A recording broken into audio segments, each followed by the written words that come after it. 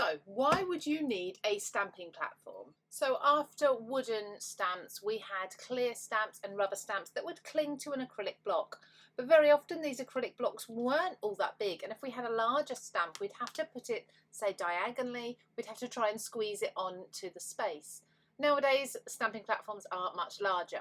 But really the main reason, when we are stamping, if we miss an area on our stamp, so I've got an acrylic block here and I've got a couple of areas that just haven't stamped very well, so of course I'm going to go in and I'm going to re-ink my stamp again, making sure that I've got ink in those places where I missed last time.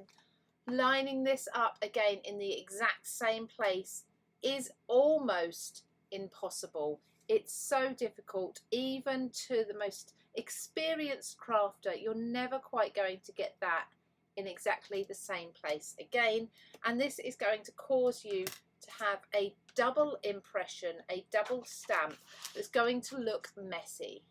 So regardless of which stamping platform brand you have, my favourite is the Creative Craft Products one. You're likely to have a magnetic base on it, a clear top plate that's going to be on hinges or on magnets so that you can easily line it up every time, and this is going to create perfect stamping and aligned stamping for you every time. So let's do this again. Let's stamp this image and let's purposely ink this not quite perfectly. So a little bit of ink at the top, a little bit at the bottom. Let's miss out the center. Pretend we did that accidentally.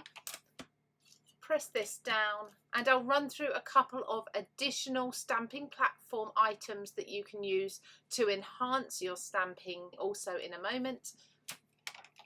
So you can see we've got our missed areas. All we're going to do is not touch at all our paper or our stamp. It's clinging onto the lid here, so we know that's not going to budge at all. Lightly stamp over that again with the ink and press this down. Now, one of my favourite items for using a stamp platform is this, and this is our pressure tool. We've got this on CraftStash at the moment. It's really inexpensive. It's got a felt base and it just means you're not having to do this with your hands. You can rub all over the surface smoothly because the felt doesn't create any static. The perfect image. If I compare this to the image that we stamped before, you can probably see that we've got a double print here. The lines are thicker. You can almost see that double effect, particularly in the stem. So this is not a good image at all. This is absolutely perfect. And an additional item that you might like to purchase to go along with a stamp platform is the Sizzix sticky grid sheet. These are my go-to for helping me to hold large pieces of paper still. I simply cut them in half, stick one inside my platform. I can still use my magnets if I wish, but if I'm using a particularly large stamp and a piece of paper, this will hold the paper still without the need for the magnets then getting in the way.